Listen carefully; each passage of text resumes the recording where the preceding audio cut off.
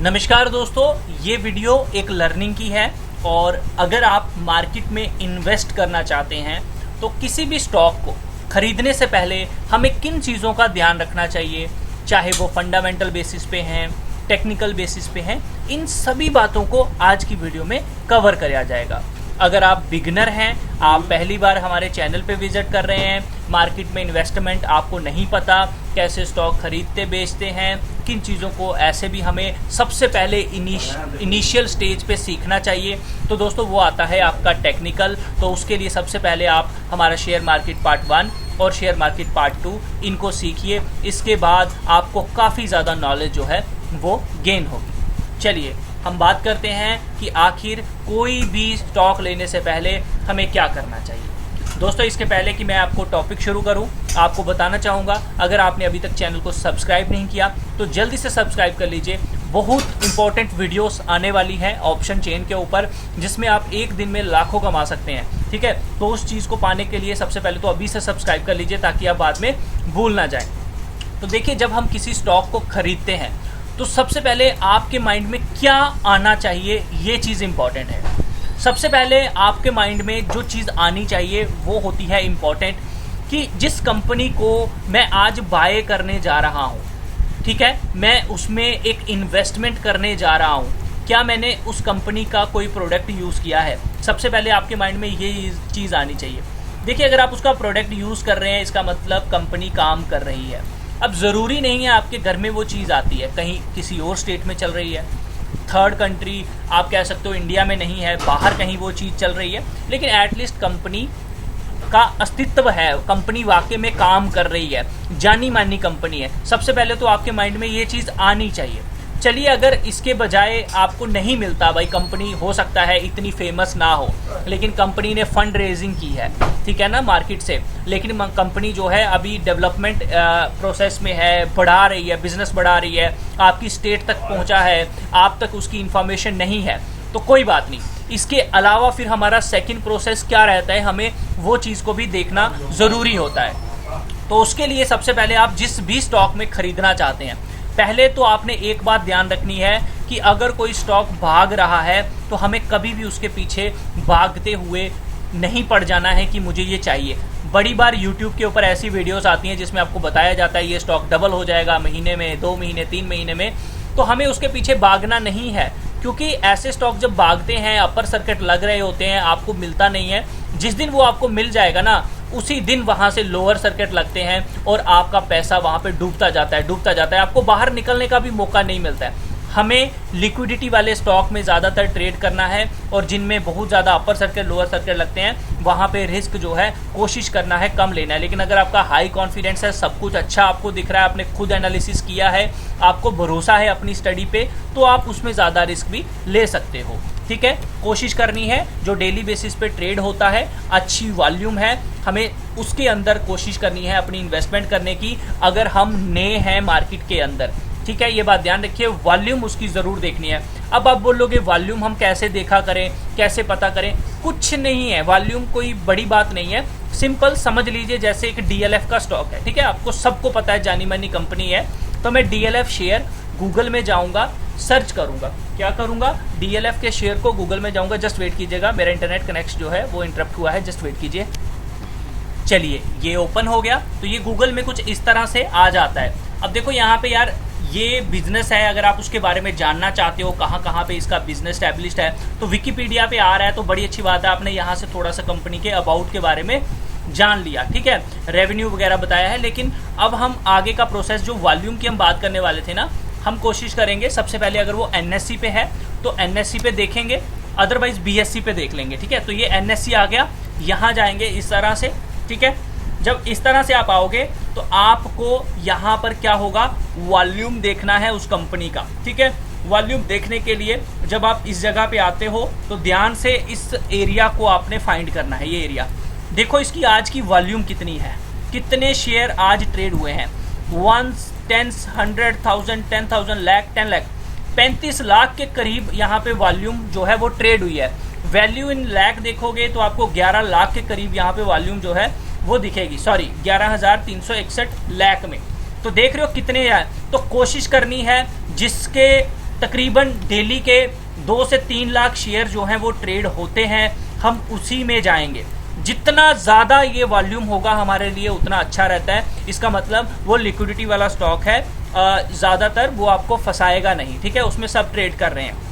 या फिर हमारा दूसरा ऑप्शन ये रहता है कि हम निफ्टी के 50 के जो स्टॉक हैं उसी के अंदर जो है वो बात करें। तो ये इक्विटी स्टॉक यहाँ पे आता है, तो ये देखो निफ्टी 50, इसमें इन्वेस्ट कर लो, निफ्टी नेक्स्ट 50 में इन्वेस्ट कर लो, निफ्टी मिड कैप में करना चाहते हो कर लो, ठीक है, निफ्टी ऑटो में कर लो, निफ्टी बैंक में कर लो।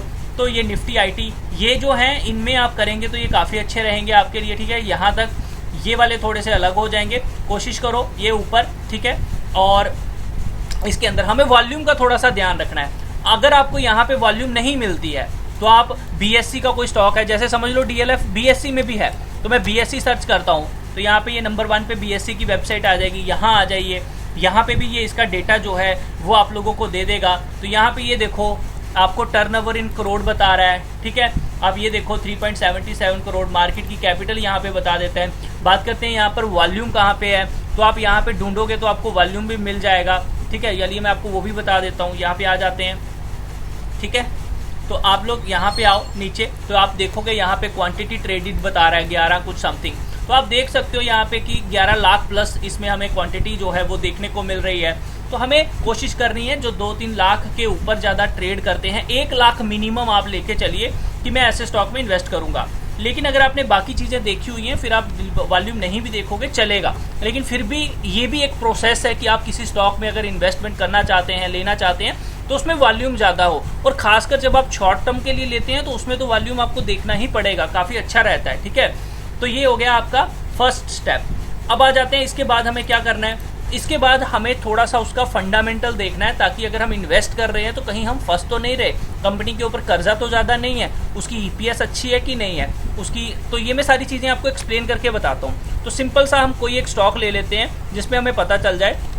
तो हम एक काम करते हैं, एक अच्छी कंपनी जानी मानी रिलायंस इंडस्ट्री को यहाँ पे लेते हैं और देखते हैं रिलायंस इंडस्ट्री का स्टॉक, ठीक है। तो मैं आपको ये बताता हूँ, ये है रिलायंस इंडस्ट्री स्टॉक, ठीक है। तो ये मैंने सिंपल सा रिलायंस इंडस्ट्री शेयर को यहाँ पे सर्च किया। तो देखो अगर मुझे रिलायंस को खरीदना है तो हमें क्या देखना है, नेगेटिव क्या चीज़ें देखनी है, पॉजिटिव वो। तो यहाँ पे आप देखोगे ये मनी कंट्रोल की वेबसाइट है, यहाँ पे आप लोग आओगे, क्लिक करोगे, क्लिक करने के बाद क्या होगा, यहाँ पे ये डेटा ओपन हो जाएगा, ठीक है। डेटा ओपन होने के बाद देखो अगर आप न्यू हो ना मार्केट में, तो सबसे पहले आपका जो अब इसके बाद का फंडा रहेगा वो क्या रहेगा, वो आप बिल्कुल नीचे आओगे, मैं आपको बता देता हूँ। यहाँ पे आओगे, यहाँ पर आपको होल्डिंग पैटर्न दिखेगा। अगर आप मार्केट में नए हो तो मेरी एक बात ध्यान रख लो, प्रमोटर की बाइंग उस स्टॉक में मिनिमम 50 से अबव होनी चाहिए, ताकि अगर नुकसान हो तो प्रमोटर को भी हो। हमें ध्यान रखना, अगर आप बिगनर हो तो स्टार्टिंग में जो लोग काफ़ी टाइम से बात कर रहे हैं, उनको काम कर रहे हैं, उनको वो तो 10% वाले में भी ट्रेड कर सकते हैं क्योंकि उनको टेक्निकल पता होगा। लेकिन जो लोग नए हैं वो देखेंगे 50% मिनिमम हमको प्रमोटर बाइंग चाहिए उस स्टॉक की, ठीक है। बाकी इसके साथ अगर एफआईस मिल जाए तो सोने पे सुहागा, डीआईस मिल जाए तो सोने पे सुहागा। प्रमोटर एफआई ये दोनों अगर मिलते हैं तो बड़ी अच्छी बात है। पब्लिक के साथ हमें कोई लेना देना नहीं है, अदर के साथ कोई लेना देना नहीं है। हमारा मेन होता है एफआईस और प्रमोटर, ये दो होने चाहिए, ठीक है। मेन प्रमोटर 50%, एफआईस का थोड़ा बहुत होगा चलेगा, प्रमोटर का तो हमें 50 के ऊपर चाहिए, ठीक है। बाकी इधर देखना है अगर म्यूचुअल फंड्स का, तो आप देख लो टोटल 86 है। म्यूचुअल फंड अगर इन्वेस्ट कर रहे हैं तो बड़ी अच्छी बात रहती है, ये भी हमारे लिए एक अच्छा प्लस पॉइंट रहता है, ठीक है। तो ये हो गया आपका सिर्फ एक शेयर होल्डिंग पैटर्न को चेक करने का तरीका, ठीक है। अब इसके अलावा हम लोग आते हैं मेन बैलेंस शीट पे। तो जब आप मनी कंट्रोल की वेबसाइट पे आओगे तो यहाँ पे ना एक बैलेंस शीट करके ऑप्शन आता है, आपको यहाँ पे क्लिक करना है। प्रॉफिट एंड लॉस को नहीं देखना, हमें देखना है बैलेंस शीट को, ठीक है। तो बैलेंस शीट जस्ट वेट कीजिएगा, ये फिर से डिस्कनेक्ट हुआ है, चलिए ये जस्ट वेट कीजिएगा। तो ये आपकी बैलेंस शीट इस तरह से ओपन हो जाएगी। बैलेंस शीट को हमने जब भी देखना है, हमने देखना है कंसोलिडेशन। अगर स्टैंड अलोन मिल जाए ठीक है, बट हम कोशिश करेंगे कंसोलिडेशन ही देखने की, ठीक है। कुछ कंपनियों ने कंसोलिडेशन नहीं दी है, उस केस में हम स्टैंड अलोन देखते हैं, लेकिन अदरवाइज हम लोग कंसोलिडेशन बेसिस पे ही देखते हैं। अब कंसोलिडेशन बेसिस पे जब आप इसको देखोगे तो आपको करना क्या है, सबसे पहले आपको ये देखना है कि इक्विटी शेयर कैपिटल कितनी है। देखिए ध्यान रखिए, जब भी कोई इक्विटी शेयर कैपिटल बढ़ती है, जिस तरह से ये आप देख रहे हो इंक्रीज होती जा रही है दोस्तों, अगर ये चीज़ हमें ना मिले तो हमारे लिए बड़ी अच्छी बात है। लेकिन मिल रही है तो हो सकता है कंपनी अपने कैपिटल को और ज़्यादा एक्सपैंड कर रही है। बहुत सारे रीज़न हो सकते हैं, लेकिन जो लोग नए हैं वो कोशिश करें कि अगर आप बिना जानी मानी कंपनी, जैसे अब रिलायंस यार कंपनी है, एक बहुत अच्छी कंपनी है, ऑलरेडी सब लोग इसको जानते हैं, ठीक है ना, तो ये अगर बढ़ा रही है तो थोड़ा बहुत चलता है। लेकिन जो लोग आगे से ही ढल पड़े हैं, जिनके पास आगे कुछ नहीं है, अगर वो ऐसा कर रहे हैं तो यहाँ पर हमको नहीं पता वो किस लिए ऐसा कर रहे हैं, ठीक है। तो हमको ऐसी कंपनी को थोड़ा सा अवॉइड करना है। ये इसका मतलब होता है कि आप अपनी जो दौलत है, अपनी जो प्रॉपर्टी है, उसको बांटते जा रहे हैं और बढ़ाते जा रहे हैं, उसमें और ज़्यादा हिस्सेदार बनाते जा रहे हैं। जब और ज़्यादा हिस्सेदार बनाते जाओगे तो आपको क्या मिलने वाला है? छोटा सा प्रॉफिट। तो इसको हमने कोशिश करना है कि ये बढ़ता नहीं चाहिए। ये ऊपर देख रहे हो 22, 21, 20, ये हमको कोशिश करनी है कि ये डाइल्यूटेड जो है ये नहीं होनी चाहिए।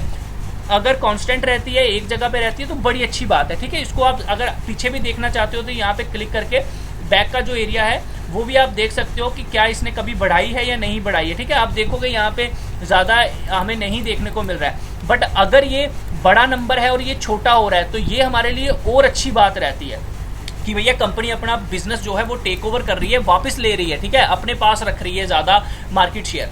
चलो ये वापस आ जाते हैं हम 2020 पे। तो ये आपका रहेगा तीसरा पॉइंट जो आपने मेन ध्यान रखना है अगर आप किसी जानी मानी कंपनी में इन्वेस्ट नहीं कर रहे हो।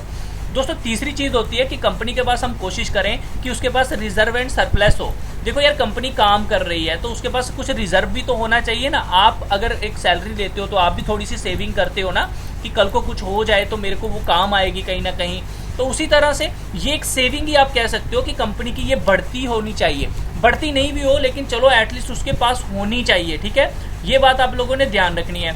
उसके बाद दोस्तों यहाँ पे आ जाता है कि कंपनी का यहाँ पर जो उसने बोरिंग की हुई है, कर्जा लिया हुआ है, वो कितना है। तो यहाँ पे आप देखोगे कंपनी का जो कर्जा है, आप देख रहे हो यहाँ पे बढ़ता कमता रहता है, सारा कुछ होता रहता है। तो हमें एक चीज़ का ध्यान रखना है कि भैया हमने जितना कर्जा लिया है उससे ज़्यादा हमारे पास पैसा है या नहीं है, ये चीज़ ध्यान रखना। बड़ी सारी कंपनियों के पास ना रिजर्व एंड सरप्लस तो होता नहीं है, बहुत ज़्यादा पैसा लेके वो बैठ गए होते हैं, तो वो चीज़ नहीं होनी चाहिए।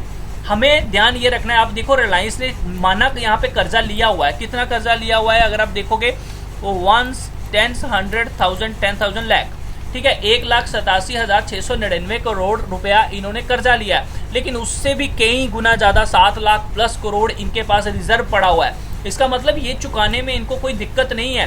कंपनी के पास इतना पैसा है, डेब्ट टू इक्विटी रेशो जो है वो बहुत ही कम है। तो हमको ये ध्यान रखना है कि लॉन्ग टर्म बोरिंग जो है वो ज़्यादा ना हो, शॉर्ट टर्म बोरिंग भी जो है वो नहीं होनी चाहिए। तो अगर हमारे पास रिजर्व ज़्यादा है, लोन लिया है कंपनी में, कोई दिक्कत नहीं है। लेकिन अगर हमारे पास रिजर्व भी नहीं है, लोन लेके ही सारा काम चल रही है, तो वो थोड़ी सी दिक्कत दही जो है ना कंपनी जो है वो होती है। तो इस चीज़ का थोड़ा सा आप लोगों को ध्यान जो है वो रखना है जब भी आप फंडामेंटल थोड़ा सा देख रहे हो, ठीक है। उसके बाद अब आपको क्या करना होता है, तीसरा थोड़ा सा हमने कंपनी के बारे में भी जानना है कि यार कंपनी जो है क्या अच्छा मतलब अपने बारे में ही सोच रही है या एम्प्लॉयज़ के बारे में भी सोच रही है। तो उसके लिए आप क्या करोगे, यहाँ पे ये P&L लिखा है ना, प्रॉफिट एंड लॉस, P&L, यहाँ पे आप लोग क्लिक करोगे। जैसे ही आप लोग यहाँ पे क्लिक करोगे तो आपके सामने नई वेबसाइट, नया पेज ओपन होगा। यहाँ पे आने के बाद आप लोग क्या करोगे, यहाँ पे देखोगे एम्प्लॉय बेनिफिट एक्सपेंसेस। तो क्या कंपनी एम्प्लॉयज़ के ऊपर भी पैसा खर्च कर रही है? मानते हैं यहाँ पे कंपनी प्रॉफिट कमा रही है, तो क्या एम्प्लॉयज़ को भी बेनिफिट दे रही है? हाँ, कंपनी यहाँ पे एम्प्लॉयज़ के लिए भी सोच रही है। इसका मतलब कंपनी एम्प्लॉयज़ के बारे में भी सोचती है। आप कह सकते हो कि अच्छी कंपनी है। तो ये एक प्लस पॉइंट होता है कि आप एम्प्लॉय का भी देखो कि कंपनी उसका ख्याल रख रही है या सिर्फ अपना ही ख्याल रख रही है, ठीक है ना। तो ये भी अगर बढ़ता हुआ आपको दिख रहा है तो बड़ी अच्छी बात है हमारे लिए। तो इसके बारे में भी थोड़ा सा आप लोगों को देख लेना है, ठीक है। उसके बाद दोस्तों आ जाती है आपकी बेसिक ईपीएस कि आपकी अर्निंग पर शेयर जो है वो कितनी है। तो आप देखोगे अर्निंग पर शेयर जो है वो अच्छी चल रही है, जितनी ये प्लस में होगी हमारे लिए उतनी ही अच्छी बात होती है, ठीक है। तो ये आपकी होती है अर्निंग पर शेयर, ठीक है। बाकी ये डिविडेंड वगैरह इसके साथ हमें इतना लेना देना नहीं है। ये आप लोगों ने जो मेन चीज़ें हैं वो ध्यान में जो है रखनी है, ठीक है। अब इसके अलावा हम अगर बैलेंस शीट में देखना चाहें तो बड़ी सारी चीज़ें और हैं, लेकिन मेन चीज़ दोस्तों आपकी यही होती है कि आप अपनी जायदाद को कितना डाइल्यूट कर रहे हो। तो वो हो गई आपकी market capital, equity share capital, तो वो हमने फाइंड कर ली। दूसरा यार मेरे पास सेविंग कितनी है, यार अच्छी सेविंग है। कर्जा कितना लिया हुआ है, ठीक है, सेविंग से कम ही कर्जा लिया हुआ है, तो ठीक है यार। मतलब आजकल लोन लेके ही सारे काम करते हैं, ऐसा नहीं है। तो ये कोई नेगेटिव पॉइंट नहीं है कि कंपनी लोन लेके बैठी है, रिजर्व पड़ा हुआ है, क्यों इंटरेस्ट दे रही है, नहीं। वो ये पैसा लेके जितना उसके ऊपर इंटरेस्ट देगी उससे ज़्यादा पैसा वो कमाती है। ये जो रिजर्व पड़ा है इसका अलग से इंटरेस्ट वो ले रही होती है। तो ये चीज़ें हम देख लेते हैं, बाकी इंप्लॉयज़ हम देख लेते हैं, ठीक है ना। तो ये चीज़ें जो हैं ये हमारे लिए बहुत इंपॉर्टेंट रहती हैं। फिर आ जाती है जो मैंने आपको बता दिया प्रमोटर की, ठीक है ना। तो ये एक कुछ प्लस पॉइंट्स हैं जिनको हमने थोड़ा सा ध्यान में रखना है। बाकी थोड़ा सा अब टेक्निकल आता है। टेक्निकल में हमें कोशिश करनी चाहिए कि हम रेजिस्टेंस एंड सपोर्ट, तो मैं आपको कुछ चीज़ें बता देता हूँ जिनको आपने ध्यान रखना है, ठीक है। जब भी आप इन्वेस्टिंग किसी भी इंडिकेटर को लगाते हो तो आपको दो इंडिकेटर का ध्यान रखना है। एक होती है मूविंग एवरेज। कौन सी? मूविंग एवरेज सिंपल वाली ले लेना। ये मूविंग एवरेज, इसको आपने स्टॉक में लगा लेना है। इसकी सेटिंग आपने 20 कर लेनी है और जो चार्ट होगा वो आप मंथली बेसिस पे लगाओगे। कोशिश करनी है जो स्टॉक 20 पीरियड, ध्यान रखना 20 पीरियड अपनी मूविंग एवरेज मंथली बेसिस के पास आया है या उसके ऊपर ही चल रहा है, हम उसी स्टॉक में इन्वेस्ट करेंगे, ठीक है। लॉन्ग टर्म के लिए अगर आप इन्वेस्ट करना चाहते हो तो मंथली बेसिस पे हम 20 पीरियड जो मूविंग एवरेज जो मैंने लगाई उसके पास जब जब स्टॉक आता है हम इन्वेस्ट करने की कोशिश करते हैं। आप देखो ये मंथली बेसिस पे है, इसके पास ही चल रहा है ना। अब उसके बाद गिरा तो यहीं से आप देखोगे फिर से गिर गया। जब एक बार नीचे आ गया फिर ये उसको ऊपर नहीं जाने देगी, लेकिन जब ऊपर निकल गया फिर ये इसको नीचे नहीं जाने देती, ठीक है। आप निफ्टी में लगा के देखो, ठीक है, इस तरह से कर सकते हो। लेकिन अगर आप वीकली बेसिस पे देख रहे हो तो आप यहाँ पर कोशिश करोगे अपनी जो 50 पीरियड मूविंग एवरेज है वो ले लो। और अगर आप वन डे बेसिस पे देख रहे हो तो फिर आपकी कोशिश होनी चाहिए कि ये जो मूविंग एवरेज है ये 200 होनी चाहिए, ठीक है, 200 पीरियड। अगर कोई स्टॉक 200 पीरियड के ऊपर चल रहा है हम उसी स्टॉक में बाइंग करने की कोशिश करेंगे लॉन्ग टर्म के लिए, ठीक है। लेकिन अगर आप निचले लेवल पे लेते हो तो दोस्तों उसके लिए आपको बड़ी महारत चाहिए, आपको थोड़ा टेक्निकल आना चाहिए, तभी आप ले सकते हैं। बिगनर लोग बस इतना ध्यान रखो, वन डे के ऊपर जो 200 पीरियड के ऊपर चल रहा है हम उसी में इन्वेस्ट करेंगे। दूसरा जो 20 पीरियड मंथली कैंडल के ऊपर चल रहा है हम उसमें इन्वेस्ट करेंगे जहाँ इसके पास आएगा। एंट्री लेने के लिए हम क्या करेंगे? एंट्री लेने के लिए देखिए हमारी कोशिश यही रहती है, हम 20 पीरियड मूविंग एवरेज के पास जब भी स्टॉक आएगा वहाँ इन्वेस्ट करेंगे, ठीक है। वन डे के ऊपर ले लो, आप इन्वेस्ट कर सकते हो। 20 पीरियड के पास आए हम वहाँ एवरेज करेंगे। 200 पीरियड काफ़ी अच्छा लेवल रहता है, इसके नीचे स्टॉक को नहीं जाना चाहिए, ठीक है। तो आप यहाँ पर निफ्टी अगर लगाते हो तो देखो मैं आपको निफ्टी के अंदर दिखाता हूँ। निफ्टी 50 है, ये देखो मैंने 200 पीरियड और 20 पीरियड लगाई है। निफ्टी का ये रिकॉर्ड रहा है कि वो कभी भी 20 पीरियड के नीचे ज़्यादातर जाती नहीं है, होल्ड करती रहती है। और 50 को देखो, निफ्टी आज तक 200 पीरियड के कभी नीचे गई नहीं है, यहाँ पे गई थी एकदम से ऊपर आ गई। अब यही 20 पीरियड जो है इसको एक रेजिस्टेंस का काम करेगी, सपोर्ट का काम करेगी। तो हमेशा आप लोग ये ध्यान रखिए कि हमें 20 पीरियड के ऊपर जब कोई मंथली बेसिस पे स्टॉक आता है हम वहाँ बाय कर सकते हैं, एवरेज कर सकते हैं। याद रखिए जो भी 200 पीरियड स्टॉक नीचे चल रहा है, अगर आपने किसी स्टॉक में इन्वेस्टमेंट की हुई है और वो अपनी मूविंग एवरेज 200 के नीचे चल रहा है तो हम उसको कोई एवरेज नहीं करते हैं, उसके ऊपर निकलेगा तब हम एवरेज करेंगे, ऐसे कोई भी एवरेज नहीं करनी होती है। तो दोस्तों ये है आज का ज्ञान। अगर आपको अच्छा लगा वीडियो को लाइक करें, शेयर करें। बहुत सारी चीज़ें होंगी जो अभी भी मैं मिस कर चुका हूँ इन वीडियोस में। आगे जाकर हम पार्ट 2, पार्ट 3 करके और भी एनालिसिस करके आप लोगों को वीडियो बताएंगे। तो आप उसके लिए चैनल को अभी से सब्सक्राइब कर सकते हैं ताकि आपको कोई भी जो लर्निंग है वो मिस ना हो, आप सीखते रहें और आगे जाकर प्रॉफिट जो है वो बनाते रहें। बहुत सारी वीडियोस मैं डेली बेसिस पे डाल रहा हूँ, स्टॉक्स की कि इनमें इन्वेस्ट करना है या नहीं करना है, डेली बेसिस पे कुछ दिनों के लिए ट्रेड कैसे करना है। तो आप उनके लिए भी हमारे चैनल को फॉलो कर सकते हैं। अगर आप स्टॉक मार्केट सीखना चाहते हैं तो ये हमारा फ्री का वीडियोस हैं, इनको देखिए। बहुत ज़्यादा लर्निंग आप लोगों को वीडियोस में मिलेगी। एटलीस्ट आप लॉस करना बंद कर दोगे। ये मार्केट ट्रैप कैसे करती है वो वीडियो देखिए। इसी के साथ आप मनी मैनेजमेंट कैसे कर सकते हो उसके लिए ये वीडियो देखिए कि 4000 से 9,97,000 बनाने वाली ट्रिक जो बताई थी। तो बहुत सारी चीज़ें हैं जो आपको देखने को मिलेंगी। सो काइंडली वीडियो को लाइक करें, शेयर करें, दोस्तों तक पहुँचाएँ और चैनल को सब्सक्राइब करना बिल्कुल